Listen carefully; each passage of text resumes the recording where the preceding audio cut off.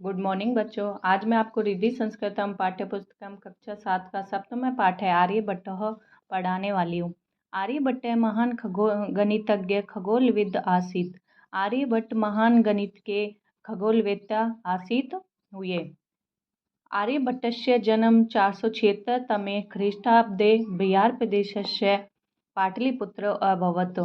आर्यभट्ट का जन्म 476 ईस्वी में बिहार प्रदेश के पाटलिपुत्र में अभवत हुआ। आर्यभट्ट का जन्म 476 ईस्वी में बिहार प्रदेश के पाटलिपुत्र में हुआ। तदानीं पाटलिपुत्रस्य नाम कुसुमपुरम आसीत्। तदानीम उस समय पाटलिपुत्र का नाम कुसुमपुर था। उस समय पाटलिपुत्र का नाम कुसुमपुर था। आर्यभट्ट विश्व प्रसिद्धस्य नालंदा विश्वविद्यालयस्य कुलपति आसीत्। आर्यभट्ट विश्व प्रसिद्ध नालंदा विश्वविद्यालय के कुलपति थे। आर्यभट्ट विश्व प्रसिद्ध नालंदा विश्वविद्यालय के कुलपति थे। आर्यभट्टस्य प्रमुख कृत्य आर्यभट्टीयम 10 गीतिका आर्यभट्ट सिद्धान्तः तंत्रम च सन्ति। आर्यभट्ट के प्रमुख कृति आर्यभट्टीय थी। 10 गीतिका आर्यभट्ट सिद्धांत और तंत्र थे। आर्यभट्ट की प्रमुख कृतियाँ आर्यभट्ट 10 गीतिका आर्यभट्ट सिद्धांत और तंत्र थे। एतासु कृतिषु आर्यभट्टीयम प्रमुखमस्ति। इन कृतियों में इनमें प्रमुख आर्यभट्ट प्रमुख थी। आर्यभट्टीय नामक ग्रंथे ज्योतिष विषया वर्गमूलम घनमूलम समानंत श्रेणी तथा विभिन्न प्रकारकराणां समीकरणां वर्णनम अस्ति। आर्यभट्ट नामक ग्रंथ में ज्योतिष विषय वर्गमूल घनमूल समानत श्रेणी और विभिन्न प्रकार के समीकरणों का वर्णन है। आर्यभट्ट नामक जो उनका ग्रंथ था प्रमुख, उनमें ज्योतिष विषय वर्गमूल घनमूल समानत श्रेणी तथा विभिन्न प्रकार के समीकरणों का वर्णन है। आर्यभट्टस्य गणित भागे अंकगणितम बीजगणितम त्रिकोणमिति च सन्ति। आर्यभट्ट के गणित के भाग में अंकगणित बीजगणित त्रिकोणमिति और त्रिकोणमिति थी। आर्यभट्ट का जो गणित का भाग था उसमें अंकगणित बीजगणित और त्रिकोणमिति थी। अस्मिन् एतत् भिन्नं कंटिन्यूड फ्रैक्शन द्विघात समीकरणम क्वाड्रेटिक इक्वेशन घात श्रृंखलाया योगः सम ऑफ पावर सीरीज ज्यानाम एका तालिका टेबल ऑफ साइन च सन्ति। अस्मिन इसमें विभिन्न प्रकार के कंटिन्यूड फ्रैक्शन द्विघात समीकरण और घात श्रृंखला योग sum of power series table of sine प्रमुख थे। आर्यभट्ट पाई इत्यस्य प्रमाणिकं मान 3.1416 इति निरूपितवान्। आर्यभट्ट ने पाई का मान था उसका प्रमाणिक मान 3.1416 ऐसा निर्धारित किया। एतत् मानम आर्किमिडीज महोदयस्य अपेक्षा अधिक प्रमाणकम अस्ति। इसका मान आर्किमिडीज महोदय की अपेक्षा अधिक प्रमाणिक माना गया। आर्यभट्ट इत्थम अकथयत्।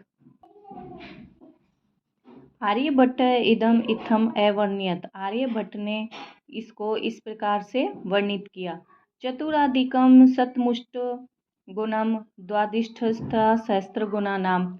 100 में 4 जोड़ें, 8 से गुना करें और 62,000 जोड़ें।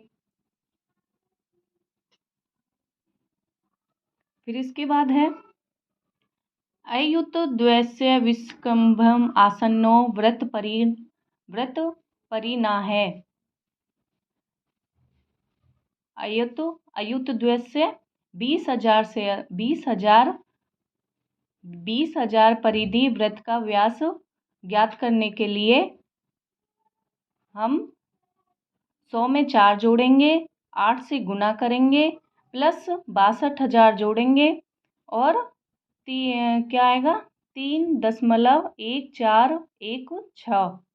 आर्यभट्ट त्रिभुजस्य क्षेत्रफलं वर्णयन् अकथयत्। आर्यभट्ट ने त्रिभुज का जो क्षेत्रफल है, त्रिभुज की भुजाओं का योग, उसके परिणाम के आर्यभट्ट त्रिभुज के क्षेत्रफल का वर्णन के बारे में अकथयत् कहा है। त्रिभुजस्य फलशरीरं समदोलकोटि भुजार्धव संवर्गः। त्रिभुज की भुजाओं का योग उसके परिणाम के बराबर होता है। अर्थात कस्यापि त्रिभुजस्य, अर्थात किसी भी त्रिभुज के क्षेत्रफल की लंबाई सहभुजाया अर्धस्य गुणनफलस्य परिमाण समम भवति इति। अर्थात किसी भी त्रिभुज के क्षेत्रफल की लंबाई के साथ उसकी भुजा का आधा गुणनफल के परिणाम के समान होता है। आर्यभट्ट एव एतदपि निरूपितवान् यत्, आर्यभट्ट ने ही यह बनाया है कि पृथ्वी स्वाक्षे एव भ्रमति, कि पृथ्वी अपने अक्ष पर ही घूमती है।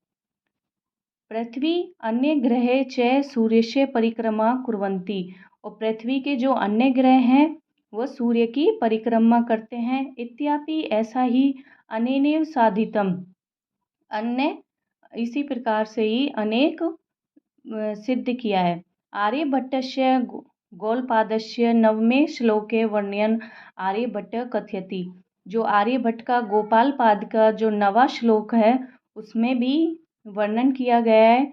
आर्यभट्ट कहते हैं कि अनुलोम गति नौर्ष्यः पश्चस्य चलम विलोमर्ग यद्वत् अचलानि भानि लद्वत्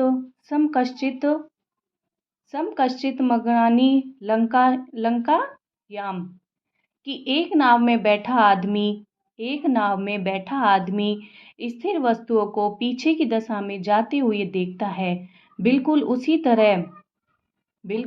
उसी तरह श्रीलंका में भूमध्य तारों को पश्चिम में जाते हुए देखा जाता है। अस्य भावः अस्ति, कि इसका भाव है, यत् कि यथा नौकायाम, कि यदि नाव में जनः जलधाराया, कि लोग जलधारा के प्रवाह से अग्रे सरन्ति, कि लोग जलधारा के प्रवाह से आगे चलते हैं। तथा च ते चिंतयति, तब वे सोचते हैं, यत् कि वृक्षा पाशयानि पर्वता आद्य विपरीतम यान्ति, कि वृक्ष पाषाणी पत्थर पर्वत आदि हमारे विपरीत दिशा में चल रहे हैं। तथैव उसी प्रकार गतिमानायाम, गति भी पृथ्वी की अब हमारे भी नक्षत्रों के विपरीत दिशा में चलमानानि दृश्यन्ते इति, कि हमारे जो पृथ्वी की गति है वो हमारे नक्षत्रों के विपरीत दिशा में चलती दिखाई देती है। दृश्यते अति दिखाई देती है। आर्यभट्टस्य भारतीय विज्ञाने, आर्यभट्ट के भारतीय विज्ञान में अतुलनीय योगदानम वर्तते। आर्यभट्ट का भारतीय विज्ञान में अतुलनीय योगदान है। अतएव इसलिए ही अस्माकं हमारे प्रथम अंतरिक्षयान का नाम आर्यभट्ट इति कृतम, आर्यभट्ट ऐसा रखा गया है। जो हमारा प्रथम अंतरिक्षयान है उसका नाम भी आर्यभट्ट रखा गया।